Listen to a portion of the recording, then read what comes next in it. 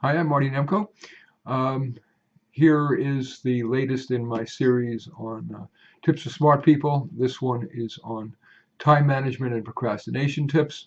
The most important thing is foundational, which is to recognize that it's worth managing your time and making the most of that. Most valuable of your commodity is your time. Even if your life stinks, probably taking baby steps toward improving it, as corny as this sounds, is probably the wisest thing you can do. Baby steps toward improving your career, finding a relationship, improving your relationships, saving money, finding an apartment, getting the health care you need, whatever it is. Taking those little microscopic baby steps are the most likely way to improve your life so that you'll actually care. You feel like it's not hopeless and you can indeed, it's worth managing your time and not procrastinating. That's the foundational thing. The next layer higher of foundational keys to being good at managing time is, yes, as I already said, recognizing that time is your most valuable product, not money, not whatever, because time gives you freedom. Freedom to do what you want, freedom to make more money, freedom to have relationships. So managing the most of your time is critical.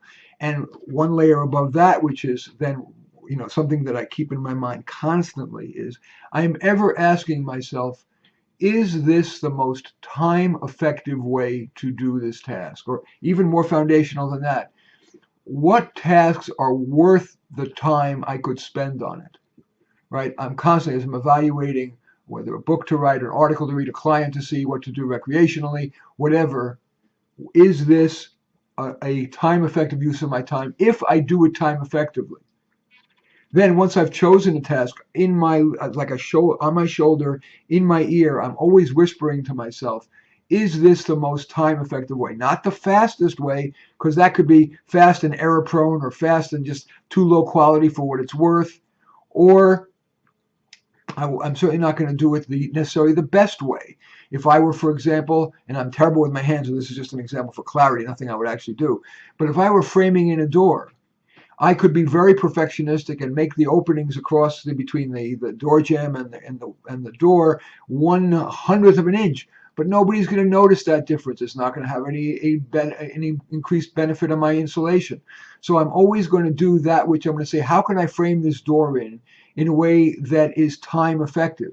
I probably could in an hour, if I was good at it, frame it in a door to an acceptable tolerance, but to go the extra mile to get it to be to the 100th of an inch around might take me 5 times as long.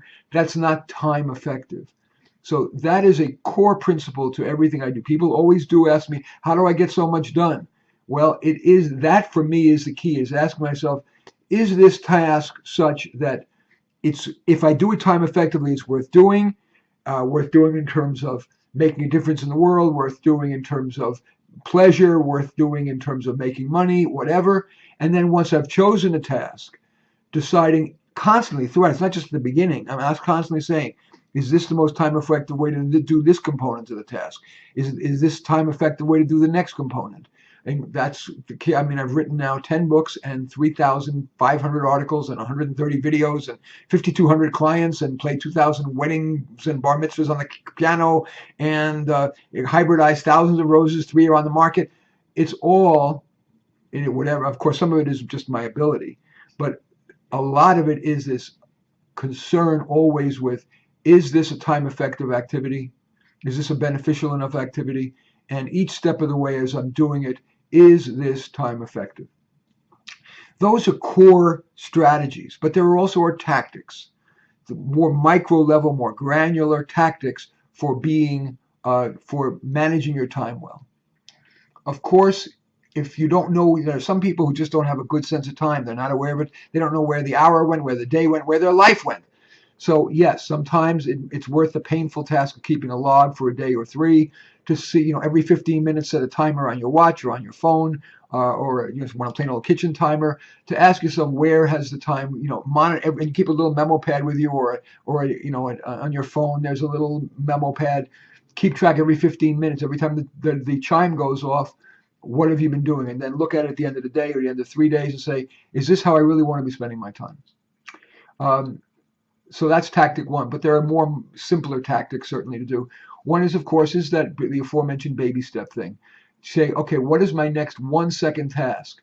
Doing that 1 second task is not intimidating. It can get you started. Then you do the next 1 second task, next 1 second task. And before you know it, you find that you're rolling. You've got momentum. An object in motion tends to stay in motion. An object rest tends to stay at rest. If you don't know what the baby steps are, that's time to ask for help. And then when you are doing those baby steps, if you get stuck, have this kind of menu of options that you're gonna keep in mind. Should I take a break and get a fresh look at it in a few minutes? And I really mean few minutes, not a half hour. Should I email somebody for advice? What should I do? Or can I get around the problem? Sometimes that I'm stuck in a place and I just can't solve it. I might be able to do the task without solving that particular problem. So that's a tip. So it's the 1 minute, the little baby steps, 1 second tasks. And then what I believe in, when you're reaching that hard part, struggling for 1 minute, no more than 1 minute, if you haven't made progress on that hard part in 1 minute, chances are you won't. At that point, either ask for help or decide you want to look at it, come back to it later, or that really you you can do the task without that hard part. As I often find sometimes when I'm writing something, I'm having too much trouble with something, I can't make it happen, I then will go and say, okay, maybe I don't need to include that.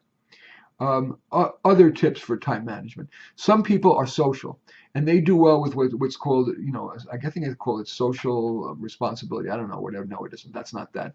But if you, for example, want to lose 20 pounds, say that, post on your Facebook your goal, and your goal for a day that I want to eat 1,500 calories today or 1,200 calories today, and then report back on the next day to your Facebook friends or your Twitter or your Instagram, whatever you're using. Maybe that feeling of guilt or responsibility to them can sometimes work for some people. Also, joining an in-person group can help you achieve, keep to your time management goals. A group that gets together once a week or once a month or maybe once a week by Skype, Google Hangout, phone, or in person, reporting on your progress can be a way of keeping your time management well and keeping you from procrastinating. And of course, the traditional psychological explanations or cures for procrastination are to recognize that procrastination sometimes resides in fear of failure. You need to ask yourself whether indeed that fear of failure is worth adhering to. For example, I would fear failure of trying out for the Oakland Raiders because I'd get my butt kicked.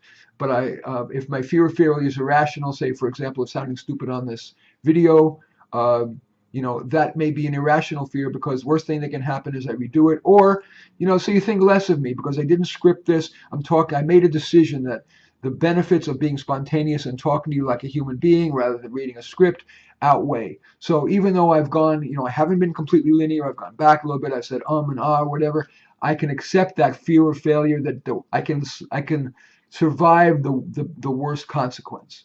So that very often is a helpful way to deal with your fear of failure, recognizing that it might be real and you should adhere to that and therefore not jump off a cliff or whatever, metaphorically or literally, and then face the worst that could possibly happen. Are you better off for having tried and failed, or are you better off not having tried? So that's a useful tip as well. I think that's all I want to say about time management and conquering procrastination. You don't have to be perfect, of course. Forgive yourself when you screw up. But I think these tips should help most people, as they say, take your time management to a new level. In any case, I hope it does. I'm Marty Nemko, and thank you very much for watching. By the way, this is one in a series now of 8 of my videos and Psychology Today posts on tips for smart people.